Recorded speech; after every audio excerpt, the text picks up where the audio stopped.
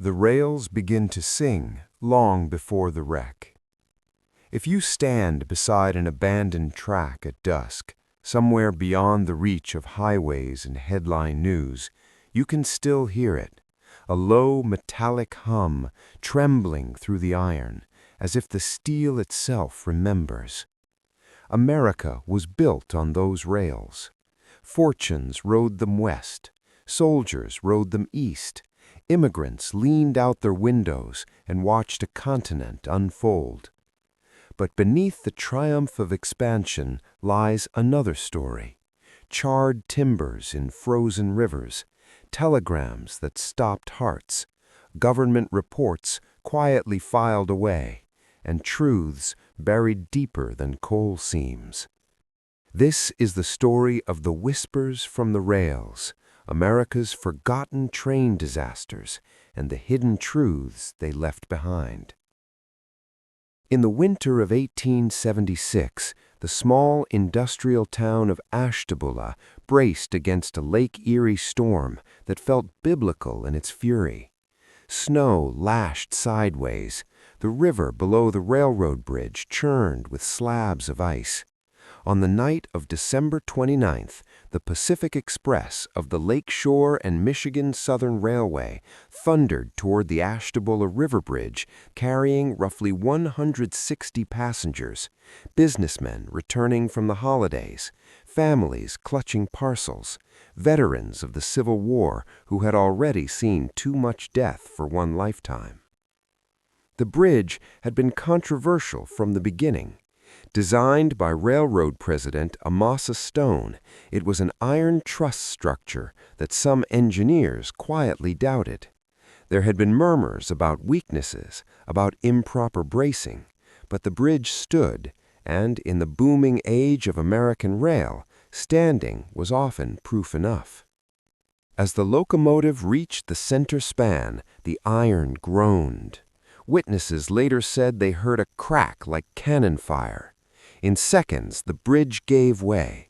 The engine, tender, and 11 cars plunged nearly 70 feet into the icy river below. Wooden coaches splintered, oil lamps shattered. Within moments, the wreckage became an inferno trapped in a ravine. Those who survived the fall found themselves pinned in twisted metal as flames consumed the cars. Rescuers struggled through snowdrifts with ladders and axes.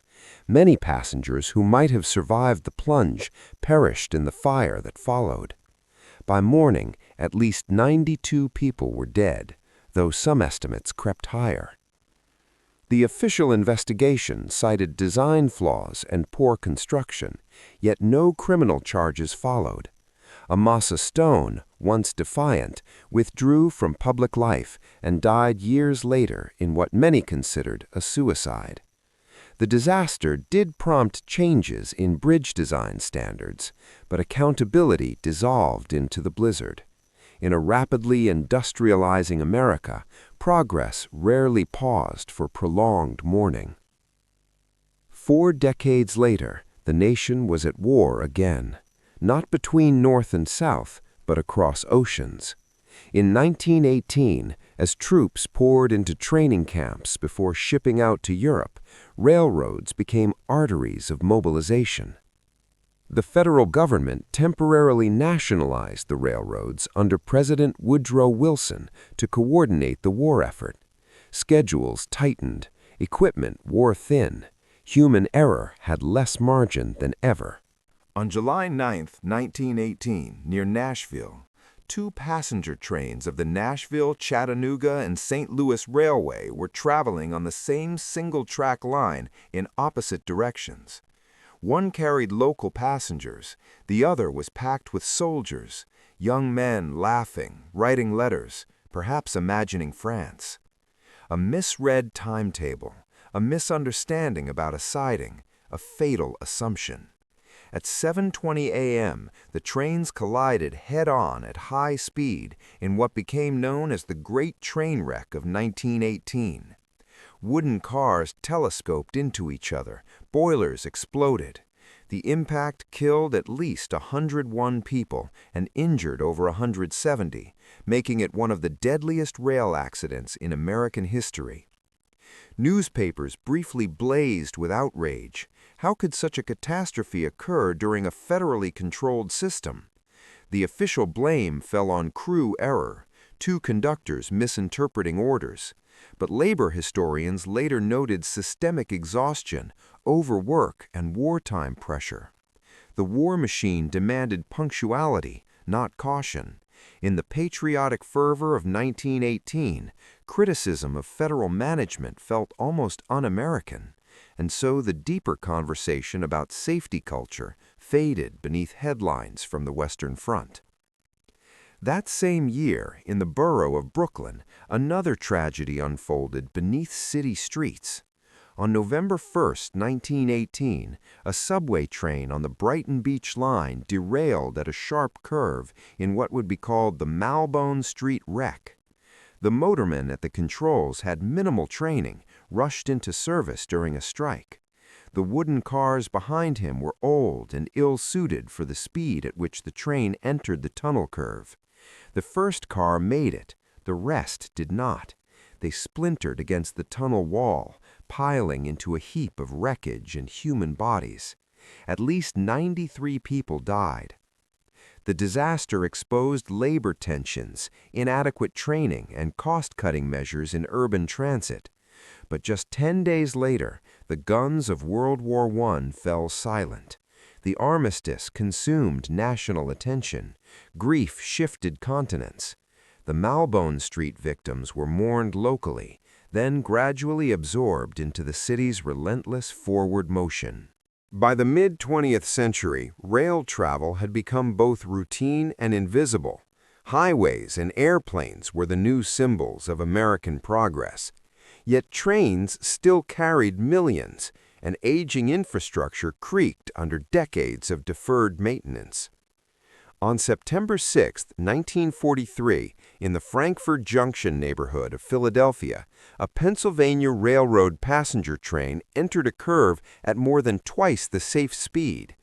The cause was later attributed to a hotbox, a burning journal bearing that may have seized the axle. The locomotive and several cars derailed violently. 79 people died. Wartime censorship and morale concerns again softened the national reckoning. The United States was deep into World War II. Factories roared. Casualty lists from Europe and the Pacific dwarfed domestic tragedies. Rail safety reforms trickled forward, but always incrementally, always reactive. In 1951, near Woodbridge, New Jersey, a train of the Pennsylvania Railroad derailed after overshooting a crossover at excessive speed. Engineers later determined that a misread signal and brake issues played roles. The wreck killed 85 passengers. Investigations increasingly pointed toward the same themes: human error, compounded by mechanical fatigue, outdated signaling systems, and corporate reluctance to invest in modernization. Yet the rail industry was in decline, squeezed by automobiles and airlines. Safety upgrades required capital that companies argued they did not have. By 1971, passenger rail service in the United States had deteriorated so badly that Congress created Amtrak to assume intercity operations. It was meant to be a lifeline, a consolidation of failing routes into a national system. But Amtrak inherited not only tracks and trains, but decades of deferred maintenance. On January 4, 1987, in Chase, Maryland, an Amtrak train collided with a set of Conrail locomotives whose engineer had reportedly been impaired by marijuana use. 16 people died. The crash prompted sweeping reforms in drug and alcohol testing for railroad employees, mandated by Congress. It also underscored the fragile web of shared tracks where freight and passenger trains moved under complex signal systems. Then came September 12, 2008, in the suburb of Chatsworth near Los Angeles. A Metrolink commuter train ran a red signal and collided head-on with a Union Pacific freight train. 25 people were killed. The engineer of the commuter train had been texting moments before impact. The tragedy shocked a nation now accustomed to instant communication. Text messages became evidence, screens became suspects. The crash accelerated the federal mandate for positive train control, an automated system designed to override human error by slowing or stopping trains that violate signals or speed limits. The National Transportation Safety Board had recommended such technology for decades, but implementation was slow, costly, and resisted by freight railroads concerned about expense. Only after the Chatsworth disaster did Congress impose firm deadlines. Even then, delays followed. Rail companies argued about feasibility. Extensions were granted. It would take until 2020 for most major lines to activate PTC systems fully. Behind each of these disasters lies a pattern more unsettling than any single crash. The hidden truth is not conspiracy in the cinematic sense. It is something more American, more systemic. Progress outpacing prudence, profit contending with protection, tragedy required before reform. Consider the culture of early railroading. In the 19th century, brakemen leapt between moving cars to manually apply brakes. Couplers crushed hands. Schedules were punishing. The federal government's Safety Appliance Act of 1893 mandated automatic couplers and air brakes, but only after thousands had been maimed or killed. Reform trailed blood. Investigative journalists of the Progressive era occasionally exposed unsafe practices, yet public attention was fickle. A spectacular wreck captured headlines. A year later, memory dimmed. Communities erected modest monuments. Survivors carried trauma in silence. In some cases, racial and economic disparities shaped whose stories endured. Segregated cars in the Jim Crow South often meant black passengers received inferior equipment. When accidents occurred, coverage in national papers could be minimal. Records were incomplete. Names were misspelled. Grief, too, was segregated. Corporate archives reveal internal memos debating the cost of safety improvements. A stronger bridge, a new signal system, steel cars instead of wood. Each line item weighed against shareholder returns. Many executives were not villains. They operated within competitive markets and thin margins. But the calculus was clear. Until a catastrophe made inaction more expensive than reform, change could wait. Even the language of accident reports softened responsibility. Contributing factors, probable cause, rarely negligence, rarely recklessness. The American legal system required proof beyond systemic inertia. And yet, railroads also became laboratories of innovation. After the Ashtabula disaster, bridge engineering advanced. After Nashville, dispatching protocols tightened. After Brooklyn, urban transit training improved. After Chatsworth, positive train control spread nationwide. The rails whispered warnings. Sometimes America listened.